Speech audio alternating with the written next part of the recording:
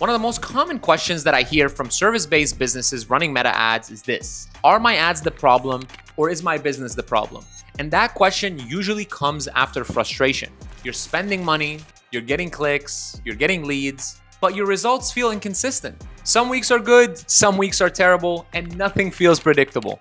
So naturally, your brain goes straight into Meta. Maybe the algorithm changed, maybe the targeting broke, maybe something is broken, my ads, they just burnt out, I need new creatives. But here's the hard truth.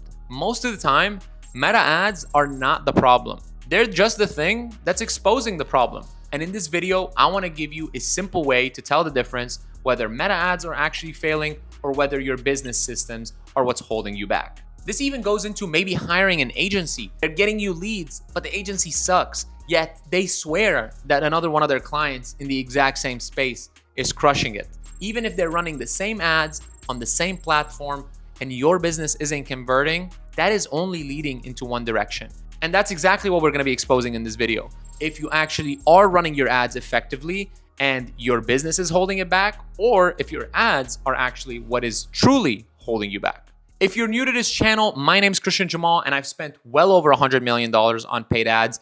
And on this channel, I make videos strictly for service-based businesses that are scaling with paid ads. My goal is simple. I want all of you to have ads that absolutely print. So let's dive in. The first thing you need to understand is this. Meta ads, they don't fix businesses. They don't save bad systems. They don't fix your CRM. They don't change your automations. They don't create clarity when none exists. They amplify whatever is already there. Think about it like this. Meta ads is like a volume knob. They don't change the song. They just make it louder. If the song sounds good quietly, it's going to sound great when it's loud. If the song sounds bad when it's quiet, turning it up, it's just going to make the problems impossible to ignore. Most people don't realize this until they start scaling.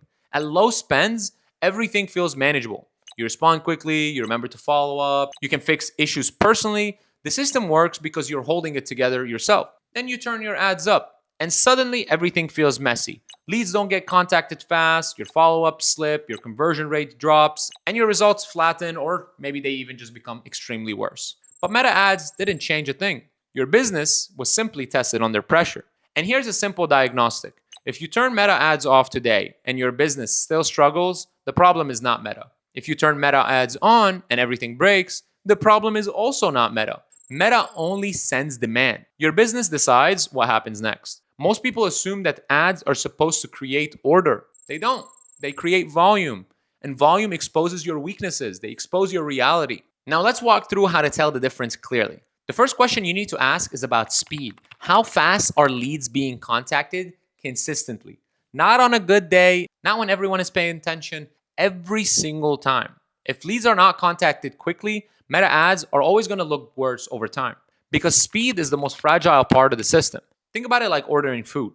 When you're hungry, timing matters. If food arrives hot and fast, you're happy. If it arrives cold an hour later, same exact meal, it just feels terrible. The food didn't change, the timing did. Leads work the same exact way. And I know I've mentioned this in previous videos, but it is that important. A lead is connected 1 minute, feels like high quality. That same exact lead contacted an hour later feels cold, distracted, skeptical. So when people say lead quality dropped, what usually dropped is response time. Meta didn't break, your speed did. The second question you need to ask is about follow-up. What actually happens after the first contact attempt? Your follow-up is an experience. Most businesses think follow-up means call them once or twice. That's not follow-up, that's hoping someone actually picks up the phone. Real follow-up is boring, it's consistent, it's systemized. You have calls, texts, emails in a specific order over time. So if your follow-up relies on memory or motivation, scaling is going to be impossible. At low volume, people remember things to do. At high volume, things slip. You skip steps, things like that. Meta ads eventually get blamed.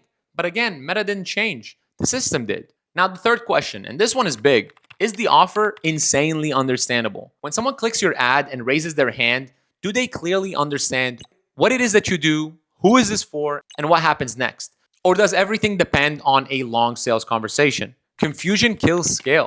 At low volume, sales teams explain things patiently, they have time. At higher volume, that explanation becomes rushed, inconsistent, sloppy. Leads get confused, trust drops, conversations suffer. Meta didn't stop working, your clarity stop being scalable. Here's where most people get this wrong. They look at the ads manager first. They see a higher CPL, lower conversion rates, weaker performance, and they assume ads are the issue. But the ads manager only shows symptoms. It doesn't show your back-end friction. It doesn't show you how your leads are aging. It doesn't follow up. It doesn't show that your sales team might be overwhelmed. So when people optimize the wrong thing, they change the creative, they swap audiences, they duplicate campaigns or ad sets. All they're doing is sending more traffic into the same old broken system. And we've talked about this a million times. So now let's simplify it. If Meta ads were truly the problem, you would see failure at every single level. No clicks, no engagement, no interest, no leads. But most businesses, they still get clicks. They still get leads. They still get people inquiring on their services. What breaks is what happens after. That tells you everything you need to know. Think about Meta ads like a stress test. When you're healthy, stress reveals strength. When you're weak, stress reveals problems. Meta doesn't invent these problems. It just speeds up the timeline. This is why two businesses can run the same ad in the same market on the same exact platform with the same budget, and one can scale while the other one bleeds. The businesses with fast response times, clean follow-up, and clear offers, they look amazing on Meta because it makes the business feel easy. The businesses without those things, they look broken. Meta is not inconsistent, businesses are.